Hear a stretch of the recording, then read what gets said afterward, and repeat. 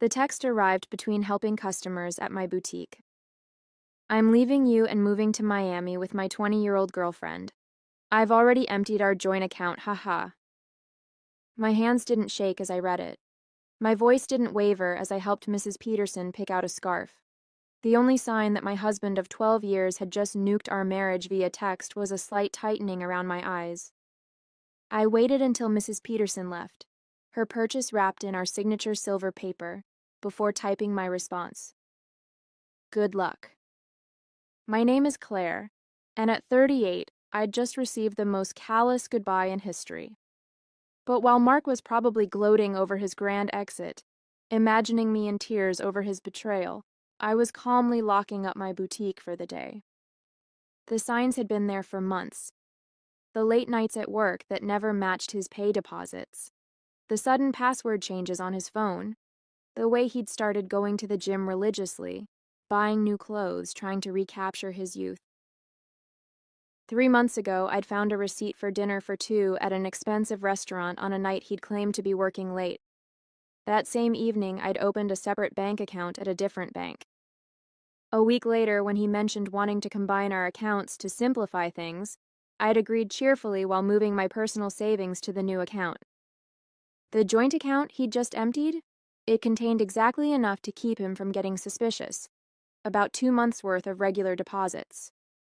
The rest was safely tucked away, along with detailed records of every suspicious transaction he'd made over the past year. My phone buzzed again. Don't bother begging. Melissa and I leave tomorrow. I'll send for my things later. Melissa. The new receptionist at his office. I'd met her at the company Christmas party, watched her laugh too loudly at Mark's jokes, noticed how she touched his arm when she thought no one was looking. She was young enough to be his daughter, naive enough to think she was special. I didn't respond to his text. Instead, I called my lawyer, the one I'd consulted 2 months ago when I'd found the hotel charges on our credit card statement. It's time, I said simply. He just made his move. The papers are ready, she replied. I'll file them first thing tomorrow. Do you want me to have him served in Miami? No rush. Let him think he's won first. Another text from Mark. I know this must be hard for you. You're not getting any younger after all. At least you have your little shop to keep you busy. My little shop. The successful boutique I'd built from scratch. The one that generated more income than his middle management position. The one whose profits I'd carefully kept separate from our joint finances. I smiled, thinking of the certified letters that would greet him in Miami. Let him enjoy his moment of triumph. I spent that evening in our house. My house, since I'd inherited it from my grandmother, and kept it in my name despite Mark's repeated suggestions to add him to the deed. Another lucky instinct that had paid off. While organizing the paperwork my lawyer would need, I found our wedding album. Mark looked so different then, before his midlife crisis had turned him into a caricature of his former self. These days he wore shirts too tight for his softening middle, tried too hard to connect with the 20-somethings at his office, used slang that sounded ridiculous coming from a man of 45. My phone kept buzzing with texts from him, each one more condescending than the last. I've been planning this for months. Melissa understands me in ways you never could. You'll be fine. Maybe you'll find someone more your own age. Already told my family. They agree we grew apart. It's nobody's fault, really. I screenshotted each message, adding them to my evidence folder. Let him dig his hole deeper. My lawyer would love his casual admission of premeditation, his gleeful announcement about emptying our account. The last text caught my attention. BTW, I used the joint card to book our flights and hotel. Consider it my parting gift, LOL. Perfect. I called the credit card company. Mrs. Harrison speaking. I need to report fraudulent charges and cancel a card immediately. Of course, ma'am. Can you identify the charges? 2 first-class tickets to Miami booked today. Hotel charges at the Royal Palm. And I'll need to remove my husband as an authorized user. Do you have documentation of the fraud? Text messages from my husband admitting he used our joint card to book travel with his girlfriend after emptying our bank account. I'll be happy to forward them. The representative's professional tone couldn't quite hide her satisfaction as she canceled the charges. Mark and Melissa would arrive at the airport tomorrow to find their tickets invalidated, their hotel reservation canceled. My phone buzzed again. Don't worry about the house. I'll let you stay there until you find something smaller. I actually laughed out loud at that one. Did he really think he had any claim to my grandmother's house?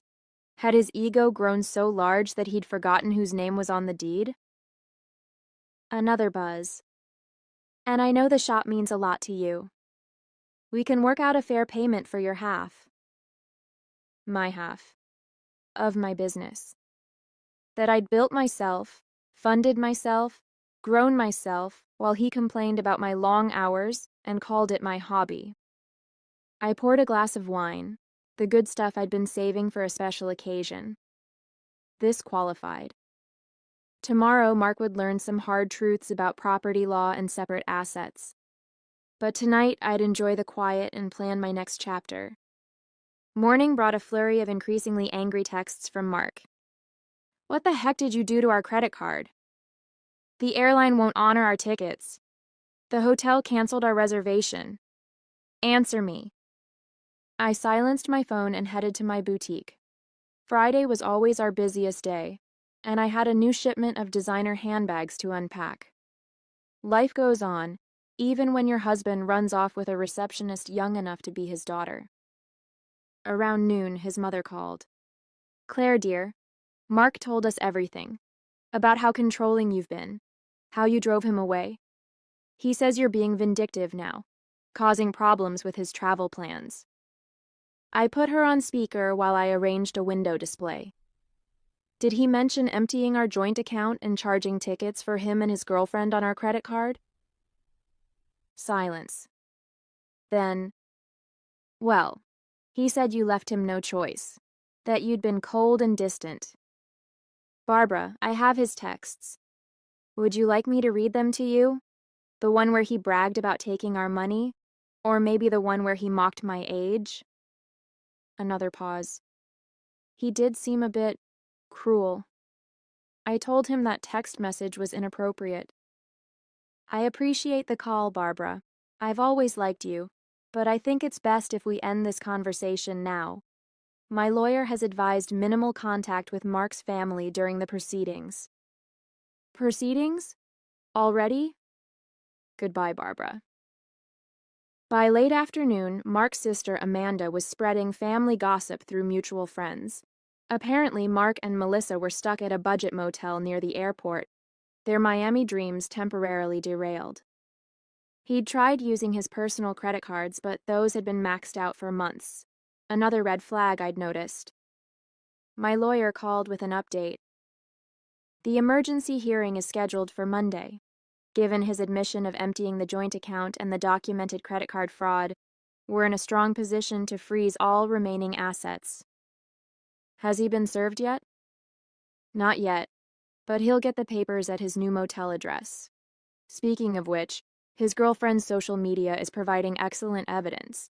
She's been posting about their adventure all day, including some choice comments about you. I smiled, thinking of my own documentation. A year's worth of suspicious charges, hotel receipts, text messages that proved premeditation. Mark had been so focused on his grand escape that he'd never considered I might be watching, waiting, preparing. My phone buzzed with another text. You think you're so smart. But I made copies of all the boutique's financial records. Half that business is mine. I forwarded the text to my lawyer, adding it to the growing file of Mark's mistakes. Let him learn the hard way about separate assets and business ownership. Sometimes the best revenge is simply being prepared. The emergency hearing on Monday was everything I could have hoped for. Mark showed up in his new young wardrobe, designer jeans too tight for his age, a blazer that screamed midlife crisis. Melissa waited outside, her youth painfully obvious under the harsh courthouse lighting. My lawyer presented our evidence methodically. Mark's gleeful text about emptying our account, his credit card fraud, his documented history of hidden expenses. each piece carefully collected over months of quiet observation. Your Honor, Mark's hastily hired lawyer attempted, my client admits to some rash decisions, but Mrs. Harrison's actions have been vindictive and calculating. Calculating? My lawyer countered. You mean prudent? My client protected her separate assets and maintained detailed records of her husband's suspicious behavior. That's not vindictive. That's smart business. The judge reviewed my documentation, the separate property deed to the house, the boutique's incorporation papers in my name only, the careful separation of business and personal finances that Mark had always complained about. Mr. Harrison, the judge addressed Mark directly, you admitted via text message to deliberately emptying a joint account and using shared credit cards to fund a trip with your girlfriend. Do you deny this? Mark shifted uncomfortably. I was just trying to make a clean break. By committing financial fraud? The judge raised an eyebrow. And now you're claiming rights to property that documentation shows is clearly separate from marital assets? The business grew during our marriage. Mark's lawyer tried again. My client is entitled to... The business was established before the marriage, my lawyer interrupted, and Mrs. Harrison maintained strict separation of business and personal finances throughout. We have documentation of every penny invested and earned. I watched Mark's face as reality started sinking in. He thought this would be easy. Empty our accounts, run off with his girlfriend, maybe claim half my business in the divorce. He'd never bothered to understand my insistence on keeping things separate, had mocked my careful bookkeeping as obsessive. The court finds sufficient evidence of financial misconduct, the judge announced. All shared assets are frozen pending final dissolution. Mr. Harrison is ordered to return any funds removed from joint accounts within 24 hours. But that money's gone, Mark protested. We spent it on... Then I suggest you find a way to replace it. The judge cut him off. And Mr. Harrison? The court takes a very dim view of using shared credit cards to fund adventures with paramours. Outside the courthouse, I heard Melissa asking Mark about their Miami plans. His response was lost in the sound of my heels clicking confidently across the marble floor, heading back to the business he'd never understood or respected. The next few weeks brought a string of increasingly desperate moves from Mark. He tried claiming the boutique had been his idea. He remembered investing money in its early days. He even suggested he'd been my business partner all along, claims quickly disproven by my meticulous records. He's getting desperate, my lawyer observed. His girlfriend's social media shows they're staying at her studio apartment now. Apparently, living on a receptionist's salary isn't quite the glamorous escape he imagined. Mark's family started reaching out, their tone markedly different from their initial accusations. We had no idea, his sister Amanda admitted. He told us you'd been cold, controlling, that he needed to escape. But then we saw his texts, the way he bragged about taking your money. That's not the brother I thought I knew. His mother called again, this time in tears. The things he said about your age, about replacing you with someone younger, I raised him better than that. I thought I did anyway. I let their calls go to voicemail. Their support might have meant something weeks ago, but now it felt like rats deserting a sinking ship. The boutique thrived, ironically boosted by local gossip about my situation. Women started coming in specifically to show support, often leaving with far more than they'd planned to buy. My ex tried something similar, one customer confided while buying a designer handbag. Thought he'd take everything in the divorce. Men like that never expect us to be smarter than them. My phone still buzzed occasionally with texts from Mark, his tone swinging between anger and manipulation. You've ruined everything. I never meant to hurt you. You'll regret being so vindictive. Can't we work something out? That business would be nothing without my support. I forwarded each message to my lawyer without responding, let him dig his hole deeper. Through the grapevine, I heard Melissa was having second thoughts. Apparently, sharing her studio apartment with a middle-aged man who couldn't afford his own place wasn't the romantic adventure she'd imagined. The age gap that had seemed exciting during secret hotel meetings felt different in the harsh light of reality.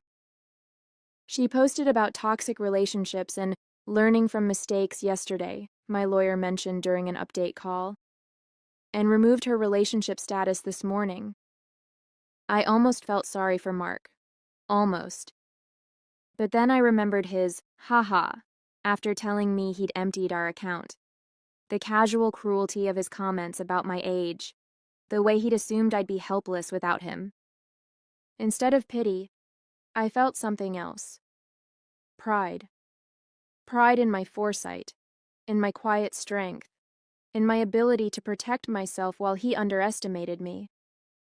The final divorce hearing painted a very different picture from Mark's imagined triumph. Gone was his cocky attitude, replaced by barely concealed panic. Melissa was noticeably absent. She'd moved on to a coworker her own age, according to office gossip. Mark had shown up in his old clothes, the designer wardrobe apparently returned to help repay the joint account he'd emptied. His lawyer looked tired, probably from trying to find loopholes in my documented separation of assets. Your Honor, Mark's lawyer attempted one last time. Despite the separate property documentation, my client contributed to the growth of his wife's business through moral support and... Moral support? My lawyer interrupted. Like these text messages belittling Mrs. Harrison's business as a little shop? Or these social media posts calling it her hobby? The judge had clearly seen enough. The final settlement reflected my careful planning. I kept my house, my business, and my separate assets. Mark got his personal possessions and his car, which was worth less than he owed on it. You've destroyed me, he hissed as we left the courthouse. I'll have to move back in with my parents. No, Mark, you destroyed yourself. I just made sure you couldn't destroy me too. His mother was waiting outside, ready to drive him to her house, his new home at 45. The irony of his situation wasn't lost on anyone. The man who'd mocked my age was now living in his childhood bedroom, while I continued running my successful business.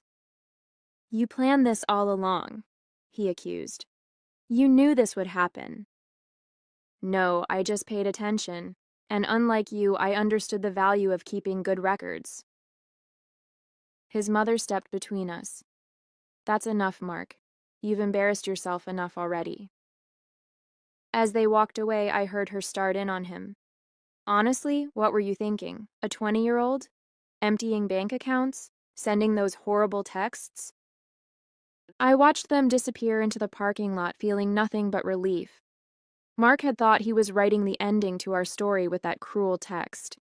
Instead, he'd merely set my carefully laid plans in motion. My phone buzzed, not with texts from Mark this time, but with notifications of new orders from my boutique's website. Life was moving forward, just not in the direction he'd imagined. Part 3, Segment 1, 600 words. 6 months after the divorce was finalized, my boutique had expanded to a second location. The irony wasn't lost on me. While Mark struggled to rebuild his life, the little shop he'd dismissed was thriving. I'd hired 3 new employees and launched an online store that was gaining traction nationally. News of Mark's situation trickled back through mutual acquaintances. He'd tried dating apps but found women his age weren't interested in a middle-aged man living with his parents. Younger women, having heard about his history through office gossip, steered clear. Melissa had apparently warned her friends about him, sharing screenshots of his desperate attempts to win her back after she'd left. His career suffered too. The company's HR department had launched an investigation into his relationship with a subordinate, resulting in a formal reprimand. The promotion he'd been expecting went to someone else, someone who didn't have a history of inappropriate relationships with reception staff. He tried to claim age discrimination, Amanda told me during an unexpected visit to the boutique. Said they were punishing him for dating someone younger. HR just added that complaint to his file. I was surprised to see his sister in my store. but her presence spoke volumes about how thoroughly Mark had alienated his own family. "I know we didn't support you at first," she admitted, running her fingers over a silk scarf. "He played the victim so well, but watching how he handled everything, how he acted afterward, I'm ashamed we ever believed him." My lawyer kept me updated on Mark's continued attempts to challenge the divorce settlement. Each petition was denied, his claims of unfair distribution dismissed based on the evidence of his own actions. "He actually tried arguing that his text about emptying the account was just a joke," she told me, laughing. The judge asked if "ha-ha" made theft less illegal. The boutique's success brought unexpected validation. Local business magazines wanted to feature my story, not as a scorned wife, but as a savvy businesswoman who'd protected her interests. Young entrepreneurs asked for advice about keeping business and personal finances separate. "The best protection is preparation," I told one young woman who reminded me of Melissa. "And always trust your instincts." Mark's mother called occasionally, usually after he'd done something particularly self-destructive. He'd tried online gambling, hoping for a quick fix to his financial problems. He'd gotten involved with a pyramid scheme that promised fast returns. Each attempt to recover his former lifestyle just dug him deeper into trouble. "I don't know where we went wrong with him," she sighed during one call. "His father and I offered to help him get back on his feet if he'd just take responsibility for his actions. But he's still blaming everyone else. You, Melissa, his company, the judge." I listened politely but maintained my distance. Their family drama wasn't my problem anymore. My life had moved forward, filled with plans for a third boutique location and a possible expansion into luxury accessories. The only reminder of Mark's impact on my life was a framed screenshot hanging in my office, his final text before I blocked his number. "Have fun with your little shop. At least it'll keep you busy in your old age." Below it sat my latest business award, proof that sometimes the best revenge is simply succeeding on your own terms. 1 year after the divorce, I hosted a grand opening for my third boutique location. The event attracted local media, and the story they wanted to tell wasn't about my failed marriage. It was about a successful businesswoman expanding her brand. Mark's betrayal had become a mere footnote in my success story. During the event, Melissa unexpectedly walked in. She looked younger than ever, or maybe I just felt that much stronger. She shifted uncomfortably, clutching her purse like a shield. "I owe you an apology," she said quietly. "I believed everything he told me, about how you were cold, controlling, how you didn't support his dreams. Then I watched him try the same manipulation tactics on me when things got tough." I continued arranging a display of designer sunglasses. "Those weren't his dreams, Melissa. They were escapes. There's a difference." "I know that now." She paused, then added, "He tried to move in when you froze the accounts. Thought my studio apartment would be temporary. After 2 weeks of him complaining about the size of my closet and suggesting I take out a loan for a bigger place, I understood what you meant about the difference between dreams and escapes." I actually laughed at that. "Let me guess. He had big plans but no way to fund them?" "Exactly. Everything was going to work out once his investments paid off, once he got that promotion, once his cryptocurrency definitely increased in value." She shook her head. "I'm dating someone my own age now. We have student loans and a small apartment, but at least we're building something real." After she left, my assistant manager whispered, "Was that the girlfriend?" "No," I replied. "That was just another woman who learned the same lesson I did. Speaking of lessons," I gestured to a young couple examining our designer handbags. "Let's talk about your idea for expanding our accessories line." The boutique had become more than just a business. It was a symbol of independence, of resilience, of the power of preparation. Young entrepreneurs often sought my advice, and I always emphasized the importance of protecting their assets. Mark's mother called one last time, not to discuss Mark, but to thank me. "You taught our family an important lesson," she said. about enabling bad behavior, about making excuses for cruelty. Mark's still living at home, still blaming everyone else for his problems. But we're not defending him anymore. That's your legacy to our family, showing us the difference between supporting someone and enabling them. I thought about that legacy as I reviewed plans for a fourth location. Mark had intended to diminish me, to trade me in for a younger model and take half of everything I'd built. Instead, he'd inadvertently pushed me to become even stronger, more successful. My phone buzzed with a text from my lawyer. Mark filed another petition to revisit the settlement. Judge dismissed it immediately and ordered him to pay court costs. Thought you'd enjoy that. I smiled, thinking of him in his childhood bedroom, still trying to rewrite an ending that had been determined the moment he underestimated me. Sometimes the best revenge isn't about getting even, it's about getting better. 2 years after Mark's cruel text message, I received an invitation to speak at a women's business conference. The topic wasn't divorce or betrayal. It was about building and protecting a successful business. My story had evolved from cautionary tale to inspiration. During the Q&A session, a woman asked about keeping business and personal finances separate. My husband says I'm being paranoid, that marriage means sharing everything. My ex-husband said the same thing, I replied, right up until he tried to claim half my business in our divorce. Trust your instincts. Protection isn't paranoia. The boutique chain had grown to 5 locations, each more successful than the last. The little shop Mark had mocked now employed 30 people and had been featured in several national magazines. Through mutual friends, I heard Mark had finally moved out of his parents' house, into a small apartment above a garage. He'd had to take a lower-paying job after his former company downsized, eliminating his position during restructuring.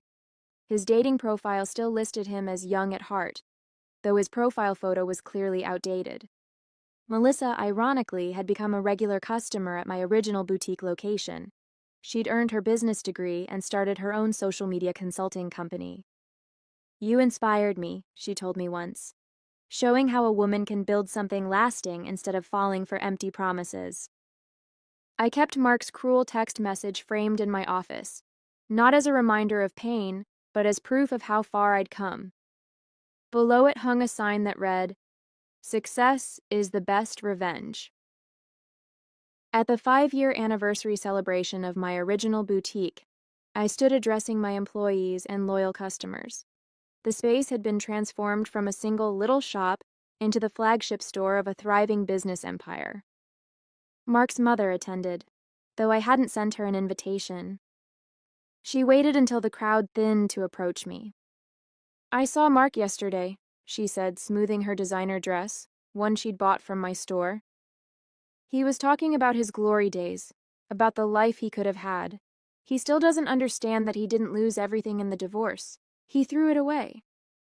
I thought about that text message, his casual cruelty, his assumption that I would crumble without him, how he'd expected me to beg, to break, to prove him right about my desperation. Instead, I'd built something stronger than before. Each new boutique location was a testament to what women could achieve when they stopped dimming their light for insecure men. The young saleswoman I'd hired last month, coincidentally also named Melissa, came over with a question about the new inventory system I'd implemented. As I explained the process, I caught a glimpse of my reflection in the store window. I saw what Mark had failed to see 5 years ago. Not a woman getting older, but one getting wiser, stronger, more successful. His cruel text message had meant to be an ending. Instead, it had been a beginning, not just for me, but for every woman who heard my story and realized she deserved better than someone else's midlife crisis.